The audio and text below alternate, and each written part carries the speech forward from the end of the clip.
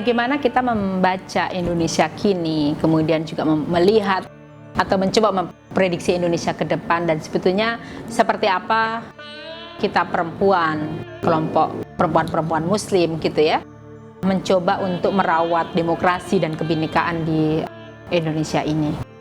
Kita ingat bahwa perjuangan melahirkan kemerdekaan ini tidak sederhana.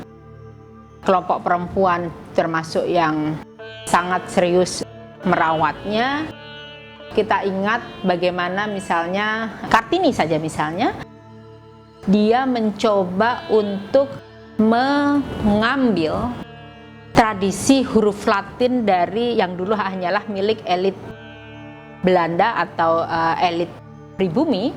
Dia coba turunkan dengan meretas kelas gitu ya, agar huruf Latin sebagai sumber pengetahuan dan kekuasaan ini bisa difahami oleh masyarakat proletar dan dimulai dari perempuan. Ini satu revolusi yang penting. Nah, kemudian dia akhirnya menjadi satu benih-benih merdeka dan kemudian berkepentingan untuk membangun tetap berbineka tapi bersama. Saya ingat dalam kongres-kongres perempuan di Indonesia awal-awal, kadang orang masih menggunakan bahasa Jawa dalam kongresnya dan lain sebagainya, dan awal melalui Sumpah Pemuda itu kemudian bahasa Melayu digunakan sebagai alat komunikasi kolektif untuk membangun berbineka tapi kita bisa satu untuk mengawal tadi ya, satu visi bersama untuk Indonesia itu. Nah, sekarang ini perjuangannya mungkin udah harus berganti pola. Kita lihat orang kalau bicara perempuan dan politik, disimplifikasi dia adalah hanya soal angka 30%. Berdebat di sana sini, kecewa sana sini gitu ya. Orang tidak memahami bahwa angka 30% kuota itu adalah kuota minimum. Dia hasil satu perdebatan panjang, tetapi orang menelanya, terutama banyak sekali politisi menelanya bahwa dia angka yang gifted gitu, yang hanya terberi. Padahal ini adalah angka perjuangan, angka yang harus orang aktif melakukan kaderisasi di berbagai wilayah, membangun kultur politik yang dimungkinkan perempuan-perempuan bisa berpartisipasi secara aktif di dalam politik gitu kan.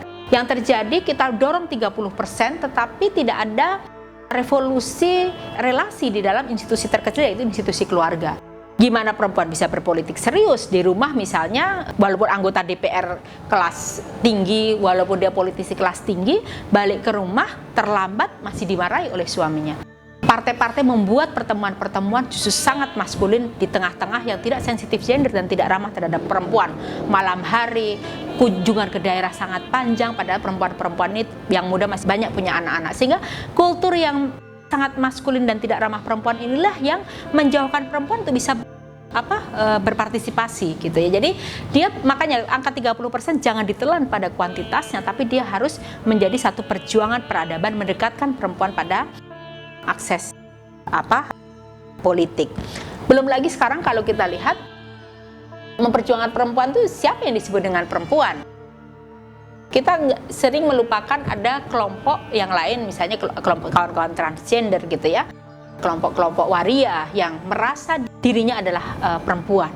Nah, ini mau diletakkan di mana? Mereka misalnya berusaha memperjuangkan politik mereka, duduk di institusi-institusi strategis untuk bisa suaranya didengar. Ini pun juga masih stigmatisasi terhadap mereka masih sangat tinggi. Mereka dianggap sebagai satu kelompok yang hanya cukup kerja di salon dan lain sebagainya gitu ya. Padahal kalau kita banyak diskusi dengan mereka, banyak sekali kawan-kawan dari waria yang sebetulnya concernnya sangat tinggi gitu, tapi minim mendapat kesempatan yang sangat serius. Nah, mereka penting terlibat, dilibatkan dan diberi ruang ataupun tersedia ruang mereka untuk melakukan ekspresi-ekspresi politiknya. Nah, hal yang penting lagi, satu catatan untuk merawat demokratisasi di Indonesia adalah melalui mekanisme HAM di PBB. Itu tadi, bahwa dia, kalau di sistem di PBB itu, setiap sebuah negara akan direview, maka negara perlu membuat laporan, lalu ada namanya shadow report atau laporan bayangan dari CSO dan dari juga lembaga HAM. Disitulah komite kemudian akan memantau sebuah negara, memberikan rekomendasi yang diharapkan rekomendasi tersebut bisa diimplementasi. Jadi ini adalah PBB itu idenya membuat mekanisme korektif secara horizontal antar negara untuk saling mengingatkan. Sama kayak kita bertetangga melakukan sebuah ini sebenarnya kayak fardu kifayah gitu kan ya. dia kemudian mengingatkan untuk isu hak asasi ini menjadi satu cermin yang penting. Yang menggembirakan sekarang ini sudah ada namanya mekanisme independen HAM di OKI, Organisasi Kerjasama Islam. Kalau dulu organisasi konferensi Islam, sekarang berubah menjadi kerjasama Islam. Nah, ini menarik gitu ya. Salah satu ketuanya sekarang yang terpilih adalah Ibu Ruhaini, dari seorang perempuan. Nah, saat dia terpilih, kemudian ada perempuan Indonesia memimpin mekanisme HAM ini di OKI, kemudian menjadi headline di sejumlah media di Timur Tengah. Ini artinya ada satu transfer peradaban gitu ya, bahwa best practices yang dilakukan di sini sekarang penting untuk diamplifikasi di wilayah Middle East. Kalau dulu kan melihat poros Islam itu dari Middle East, yang kita turut, kita import, kita anggap itu lebih adiluhung gitu ya, yang kita ikut atau menjadi kiblat gitu.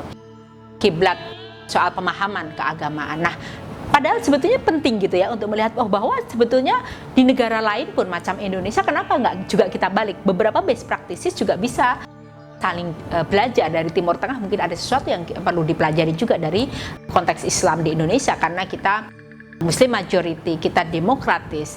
Dan menurut satu kawan menurut informasi seorang teman, seorang jurnalis dari Arab Saudi yang datang ke Indonesia, dia bilang perempuan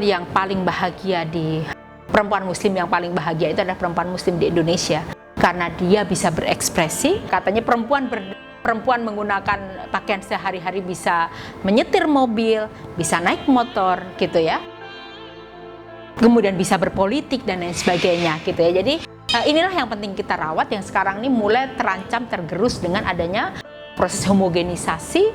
Ranah yang paling private, ekspresi berpakaian pun harus disamakan, dikontrol, bergerak juga di mobilisasinya dibatasi dan lain sebagainya. Ini yang harusnya menjadi agenda bersama untuk kita rawat, bahwa yang kita sedang perjuangkan bukan sedang perjuangkan saya, tapi atau kamu atau kami, tapi memperjuangkan kita dan anak-anak kita ke depan, untuk supaya mereka menjadi happiest, orang yang paling bahagia sebagai bagian penting di Indonesia ke depan ini.